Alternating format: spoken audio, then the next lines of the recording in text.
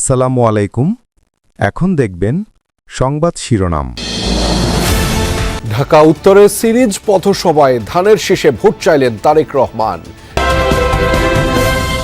নাগরিকদের নিরাপত্তার পাশাপাশি দুর্নীতি রোধের প্রতিশ্রুতি। এই দেশকে পুনর্গঠন করা, এই দেশের মানুষের ভাগ্যের পরিবর্তন করা, দুর্নীতি এবং আইন শৃঙ্খলা রক্ষা যে কোনো মূল্যে জনগণের জন্য, এই দেশের জন্য আমরা নিশ্চিত করব।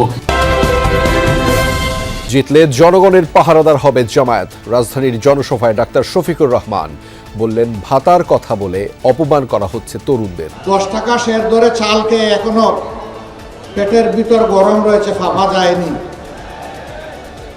এখন আবার নতুন করে এই কার্ড সেই কার্ড, গাঁটে গাঁটে কার্ড, এই সব কার্ড হইল ভুয়া কার্ড। গেল 15 বছর যারা কোথাও ছিলেন না তারাই ফিরে মামলা বাণিজ্য করছে। সকালে রাজধানীতে 11 দলীয় ঐক্যের জনসভায় মন্তব্য করেন জামায়াতের আমির ডাক্তার শফিকুর রহমান। বলেন, 10 টাকা চালের আশ্বাসের মতোই ভুয়া বিএনপির ফ্যামিলি কার্ড। জামায়াতের আমির বলেন, মিথ্যা আশ্বাস নয়, ক্ষমতায় গেলে জনগণের সম্পদ ও ইজ্জতের পাহারাদার হবে জামায়াত।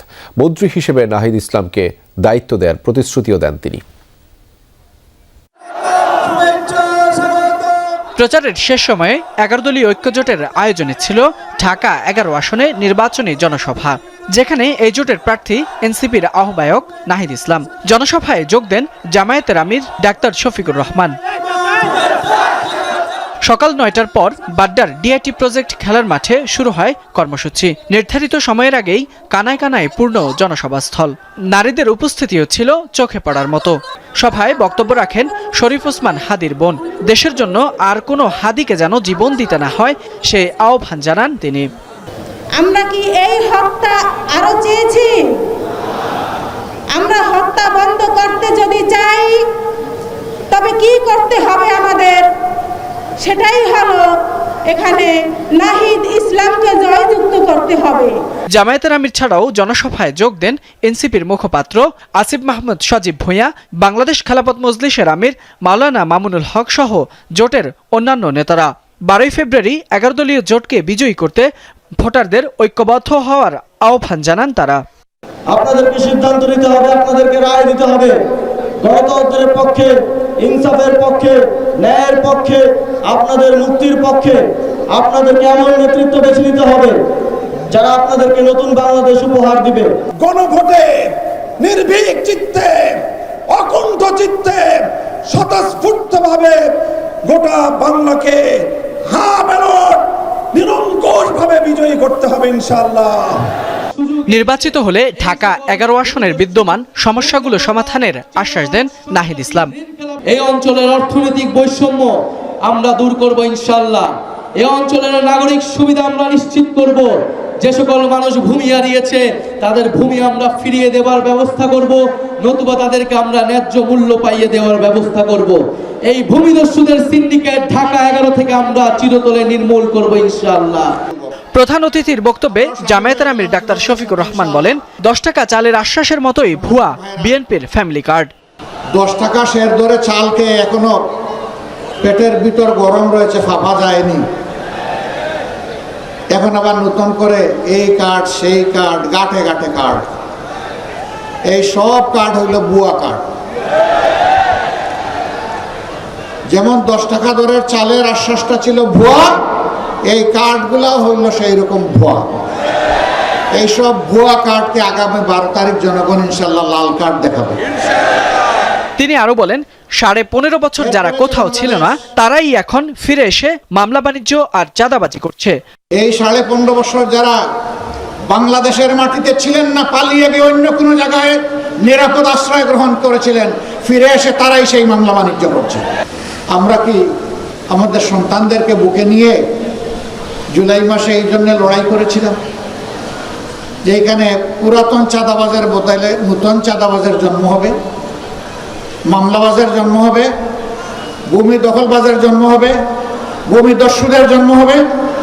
এই জন্য তো আমরা এই লড়াই করিনি, আমাদের সন্তানেরা এই লড়াই করেনি। 11 দলীয় ঐক্যজোট ক্ষমতায় গেলে নাহিদ ইসলামকে মন্ত্রী করার প্রতিশ্রুতি দেন জামায়াতের আমির। ইনশাআল্লাহ, মাশাআল্লাহ।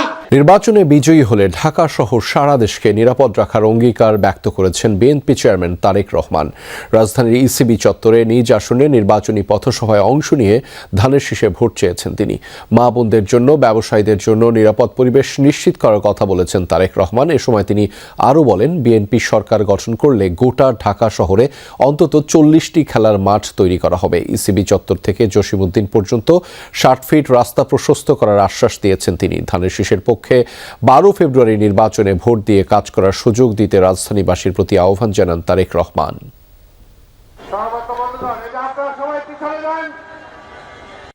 রূপান্তরিত করতে চাই, নিরাপদ শহরে পরিণত করতে চাই, যেই শহরে মা বোনেরা নিরাপদে নিশ্চিন্তে যে কোনো সময়, দিনের যে কোনো সময় হাঁটতে পারবেন, যেই শহরে মানুষ নিরাপদে বসবাস করতে পারবে, ব্যবসা বাণিজ্য, চাকরি বাকরি করতে পারবে।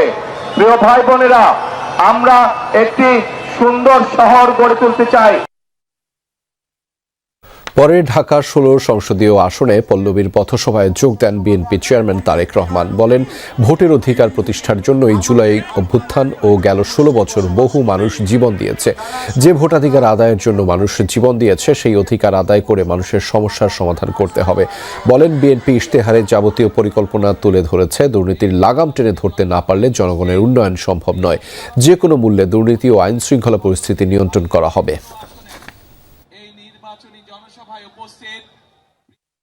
যে কোনো মূল্যে আমাদের যত পরিকল্পনা আমরা করেছি সেগুলোকে বাস্তবায়নের জন্য, সেগুলোর সুফল যাতে জনগণের ঘরে পৌঁছতে পারে, তার জন্য আমরা দুর্নীতি এবং আইন শৃঙ্খলা রক্ষা যে কোনো মূল্যে জনগণের জন্য, এই দেশের জন্য আমরা নিশ্চিত করব।